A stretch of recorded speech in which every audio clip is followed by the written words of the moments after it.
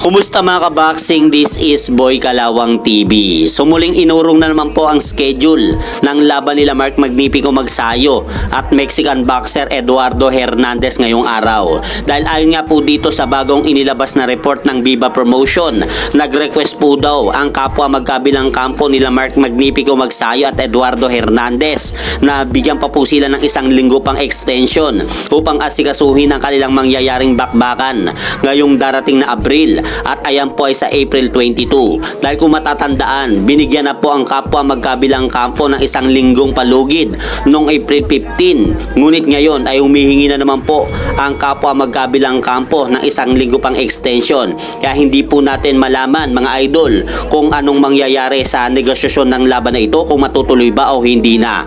At sa kabilang banda naman, kung matatandaan ninyo kahapon sa ating previous video na inihalin tulad nga po sina Naoya Inoue, Junto Nakatani at General Casimero sa mga karakter ng Dragon Ball Z nitong si Monsuta sa kanyang page.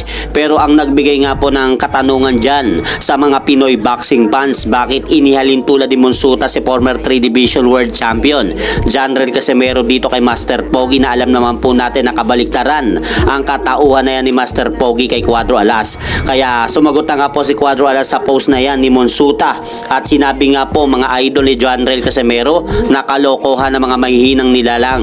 At sinundan pa niyan sa comment section, sinabi ni Cuadro Alas, si Goku hindi kayang mamili ng kalaban. So hindi ka si Goku. So matindi nga po ang naging banat dito ni Cuadro Alas sa gumawa ng post na to.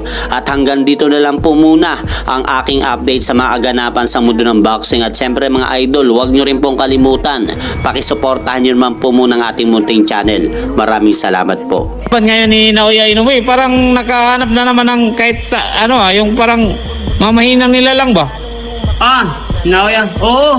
Sino na naman yung pinalit mo, Naoya? Ha? Yun lang. Akala ko ba ikaw yung pinakamalakas? Yung pinalit mo sa kalaban mo, hindi naman natin kilala yun. Sino ba yun? Abati ka. Na tayo Kabistuhan na. Kabistuhan na tayo Abati ka. Uy, Naoya Inoue, hindi ikaw ang tunay na malakas. Yan Naghihintay lang ako sa'yo kung kailan ka